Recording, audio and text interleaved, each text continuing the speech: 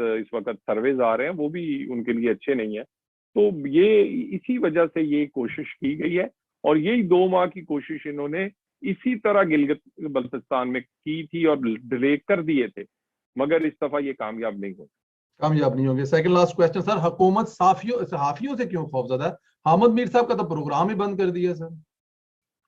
देखिए, सिर्फ हामिद मीर से नहीं, असद तूर से नहीं, नूरानी से नहीं, अबसार आलम से नहीं, ये मतीउल्लाह जान से नहीं, ये हर उठती हुई आवाज से। आप भी अगर पाकिस्तान में किसी वक्त होंगे और जिस तरह के आप प्रोग्राम करते हैं तो आपकी भी लापता होने के चांसेस मौजूद है।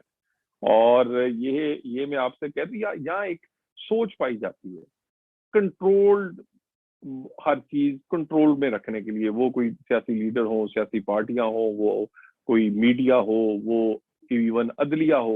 यानी जिस जज ने कोई फैसला किया है, वो सदीकी साहब, वो आज जी के दिन तक रिटायर होने वाले हैं, तो अभी तक वो इंसाफ के मुंतजर हैं।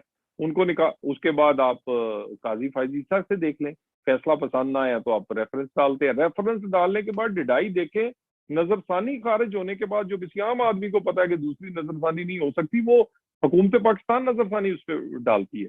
यानी आप हर, अब उठती हुई आवाज, वो मीडिया की हो, वो किसी अदारे की हो, वो सियासतदानों की हो, उसको दबाने के लिए या एहतसाब से लेकर मंशियात और मंशियात से लेकर क्या कहते हैं गद्दारी तक, हर चीज, हर कार्ड इस्तेमाल किया जाता है। लेकिन मेरा ख्याल है अब बोलने वाले बहुत ज्यादा हो गए, पहले बोलने वाले शायद बहुत कम थे। अब सोशल मीडिया जिसपे आप बैठे हैं, मीडिया आप बंद कर लें कितने दिन, अब सोशल मीडिया में बहुत जान है। ये लोगों के ओपिनियन, और बहुत सारे दुनिया में जो जहाँ बहुत कंट्रोल था, अब वहां पर सोशल मीडिया पे चीजों ने चीजों को बदल दिया है। सो ये यहाँ पर ये कंट्रोल, बोलने वाले बढ़ गए हैं, लोगों का डर उतर गया है। नवाज शरीफ, मैं दोबारा कह दूं कि नवाज शरीफ और उसके बयानिए की सबसे पहली कामयाबी ये है कि बोलने वाले बढ़ गए हैं, लोगों का डर उतर गया है, और अब ये रोकना जो है ये नामुमकिन होता जा रहा है। कितने आमद मीरों को रोकेंगे, कितने चैनल बंद करेंगे? ये मेरे चैनल बंद कर देंगे, मैं आपके साथ जिस तरह बैठा हूँ पूरी दुनिया भी ये दिखेगी, तो कल अहमद मीर भी इस तरह बैठ जाएगा।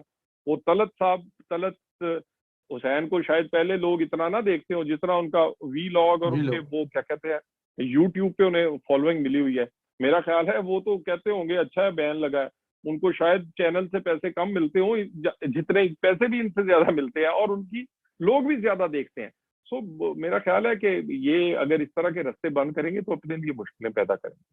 बिल्कुल ठीक है। वो डॉक्टर दानिश साहब फरमाते हैं कि हम लोग 10% भी नहीं बोल सकते थे, अच्छा हुआ बंद किया, तो अब यहाँ पे 100% बोल सकते हैं। तो सर बिल्कुल आखिरी सवाल, मरियम नवाज साहब के बारे में कहा जाता है कि क्राउड पुलर है। आने वाले दिनों में कुछ जलसों का ऐलान हुआ है, जैसे कराची में जलसा होगा, स्वात में, अगस्त में इस्लामाबाद में। एक्सेप्ट कर रहे हैं कि मरियम नवाज फिर दोबारा जो पहले तहरीक चल रही थी वहीं से दोबारा फिर शुरू करेंगे, वैसे ही लोग आ जाएंगे पाए? देखिए, मरियम साहबा, ये तो अब एडमिटेड फैक्ट है, जी और ये कोई ये नहीं कि मैं पीएमएलएन का हूँ, ये पूरे पाकिस्तान की हर सियासी